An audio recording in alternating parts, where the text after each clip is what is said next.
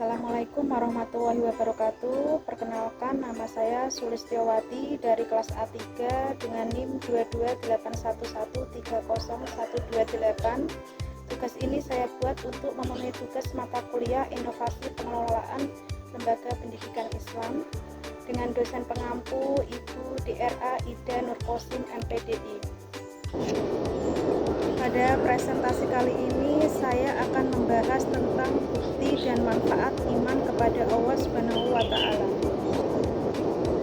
Untuk pembelajaran kali ini, adapun tujuan pembelajarannya adalah peserta didik diharapkan mampu mengidentifikasi bukti keberadaan Allah Subhanahu wa Ta'ala melalui tanda-tanda di alam semesta, dan yang kedua adalah menjelaskan manfaat iman kepada Allah Subhanahu wa Ta'ala dalam kehidupan sehari-hari, dan yang ketiga adalah mengamalkan sikap beriman kepada Allah Subhanahu wa Ta'ala dalam perilaku sehari-hari, dan yang keempat adalah menunjukkan sikap rasa ingin tahu dan tanggung jawab dalam belajar.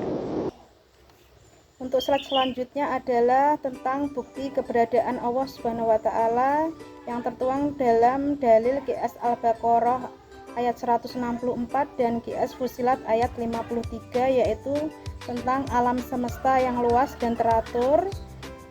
Yang kedua adalah penciptaan manusia yang kompleks, hukum alam yang konsisten, tumbuhan dan hewan yang hidup dan berkembang. Menurut QS Al-Baqarah ayat 164 ini mempunyai makna, yaitu menunjukkan tanda-tanda kebesaran dan kekuasaan Allah Subhanahu wa Ta'ala melalui ciptaannya di langit dan di bumi.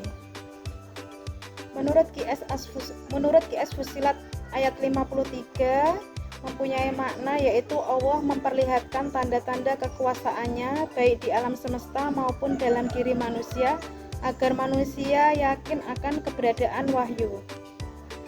Untuk materi selanjutnya adalah contoh nyata penciptaan manusia, yaitu tentang proses penciptaan manusia dari setetes air mani menjadi bayi yang sempurna, organ tubuh manusia yang sangat kompleks seperti otak, jantung, mata, dan lain sebagainya. Dan yang ketiga adalah proses kelahiran hingga tumbuh dewasa adalah keajaiban ciptaan Allah.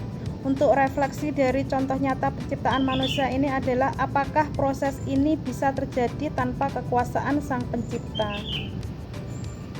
Sesuai hukum yang teratur ini, matahari terbit dan tenggelam setiap hari, hujan turun, air menguap kembali menjadi awan atau siklus air, gaya gravitasi, rotasi bumi, dan musim yang beraturan.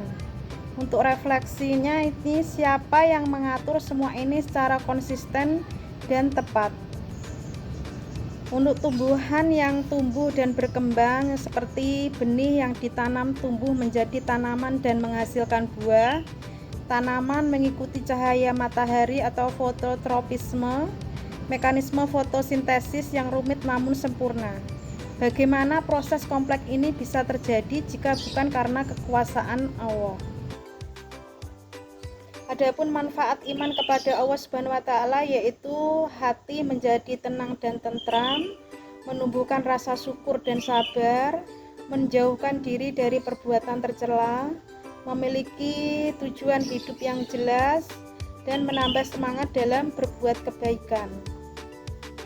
Untuk pengamalan iman dalam kehidupan sehari-hari yaitu yang pertama adalah melaksanakan ibadah dengan ikhlas, berperilaku jujur, amanah, dan bertanggung jawab, bersyukur atas nikmat Allah Subhanahu wa Ta'ala, memohon pertolongan hanya kepada Allah, dan menjaga ciptaan Allah seperti lingkungan dan hewan.